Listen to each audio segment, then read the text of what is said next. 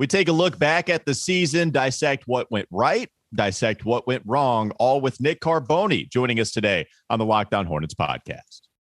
You are Locked On Hornets, part of the Locked On Podcast Network, your team every day. In a minute, cuz we live.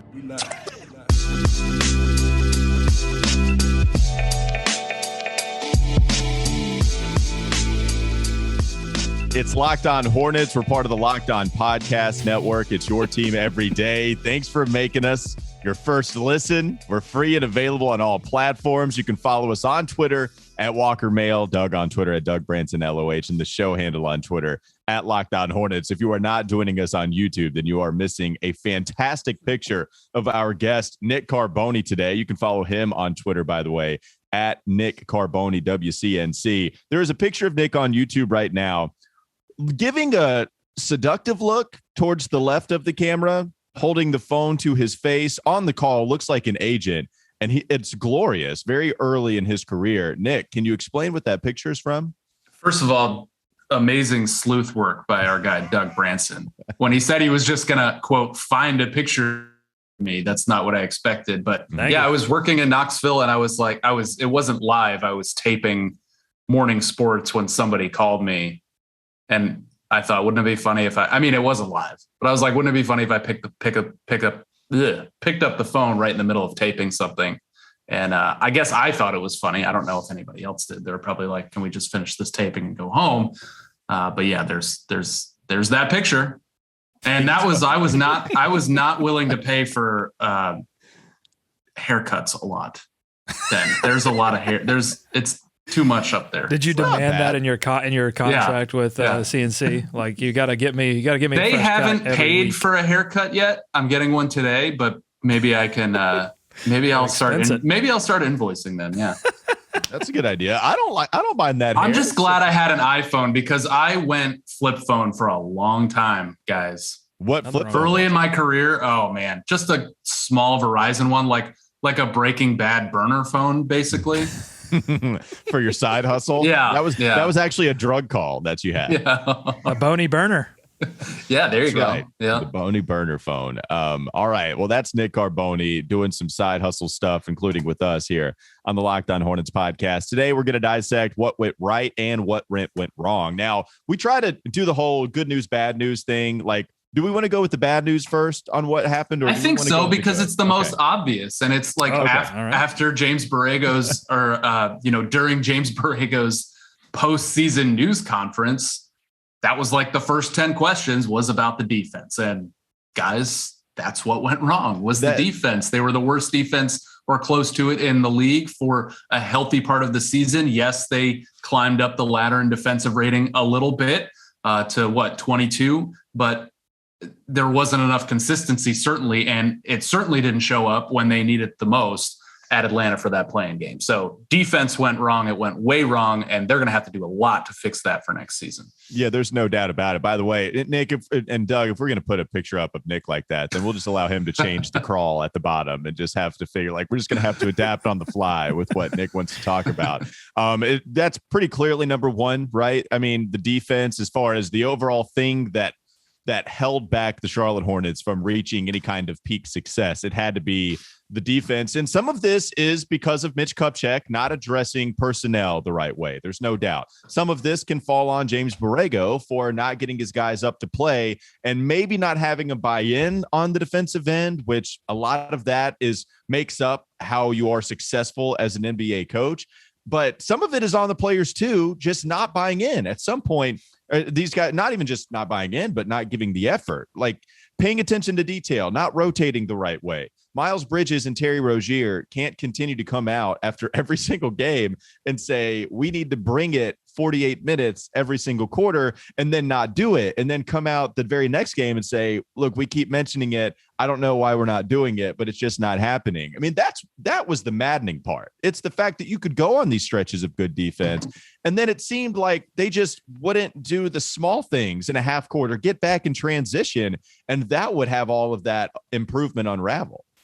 Yeah, and it's because, I mean, as a team, they really felt firm in their identity offensively. They had over the course of a few seasons developed into a a real kind of Houston Rockets-ian offense of we're going to shoot a lot of threes, we're going to get to the rim pretty consistently, we're going to cut out the long twos, we're going to try to get to the line.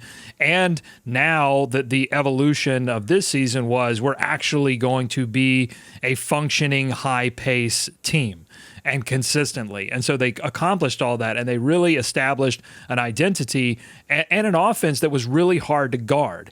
They just never really bought into, okay, what are we going to be defensively? And some of that was structural, but we saw this team with the ability to guard for stretches this season. So it wasn't impossible. It was just going to be very difficult. It was going to be a huge challenge, and they didn't step up to the challenge throughout most of the season. Continuing the what went wrong discussion, I think Gordon Hayward is one of those things. In the first half, Gordon Hayward really was a big part. We talked about how impactful he was when he was on the court, and even just the Hornets trying to navigate through, some of the minutes where he just wasn't going to help you in the half court. Like he could do a couple of the different things that you needed him to do, and then only plays 45 games. It turns into a disaster once again, the second year in a row where it's turned into a disaster. Nick, it feels like they're going to have to explore all of their options to try to get rid of Gordon Hayward via trade to free up some cap space, because you have to imagine Miles Bridges is going to come back in restricted free agency. Yeah, it's tough because it's kind of like what the Panthers are dealing with Christian McCaffrey. It's like, well, when he's healthy, he really helps us. And Gordon Hayward, I think, does that too. But the problem is you just clearly cannot count on him to be healthy, because not only does he go down with a nasty looking sprained ankle, well, then he comes back from it and it kind of causes something else. So, you cannot go into any season counting on that happening. If they somehow find a way to move him and, somebody else is eating some of that contract, whatever. And if he stays healthy for a full season with somebody else, you know what?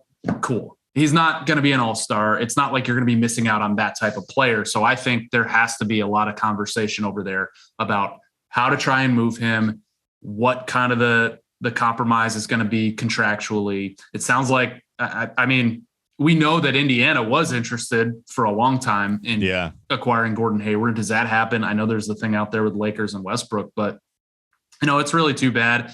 But I do think that you saw the core of this team kind of move on from him in the last stretch, those 22 games that he missed, and then however many after the one game he played. They seem like they're ready to not that they couldn't have used him, but they seem like they're kind of past that at this point. So I think organizationally, you have to try to get past having him as well. Yeah, they were doing a lot of verbal foxtrotting at the end to say, like, we love Gordon. He was, made a big impact, but he's not here. And, they had to figure out what that meant for the team as a whole. And it meant that they had a miserable February, not February, get that R out of here. It's February. Everybody knows it. That has become your latest thing. Yes, that is the latest. Get out of here. Like, come on. Venture. So they had a miserable February. A couple of other things that went wrong this season. I'm just going to run down the list before we get to what went right. So Miles Bridges' 3-point percentage dipped pretty significantly down to 33% this season. Kelly Oubre's second half of the season, talk about miserable, just could not find a groove and stay in it. I mean, we were talking about Kelly Oubre, in the running for Sixth Man of the Year, but that went away by the second half of the year. James Bouknight, the rookie, we didn't see much of him, and that seemed to frustrate James Bouknight, and to the point where he almost fought James Borrego. At least bucked up. At least was ready to go. Like, it's not like he was going to fight, but he was ready if one was called upon. Finally, trade deadline. I mean, they did make some moves that certainly made an impact. The Montrezl Harrell move made an impact. Getting IT on the 10-day certainly made an impact, but it didn't make the impact that they absolutely needed to get into the playoffs. Those are the things that I saw that went wrong. Yeah, and real quickly before we move on, is that the kind of order you guys see it though? Is it defense number one? Is it Gordon Hayward problems number two, and then everything else kind of? What about James Borrego stuff? And is Mitch Kupchak? He does his damage kind of before, right? Like he either helps or hurts the team before the season starts, and then we can talk about the trade deadline, which is where you might want to go with Kupchak. But what about Borrego and his role in doing some of these things? Is it just the sense of urgency or lack thereof? I think that not having the team ready to be that intense in certain moments is got to be pointed to coaching. Totally. Second straight year getting blown out in the play-in. It's not the coach's job to play defense all the time throughout the season. He's got to get those guys, like he said after the season, curious about playing defense, whatever that is. They needed to be curious about it before, and that's his job.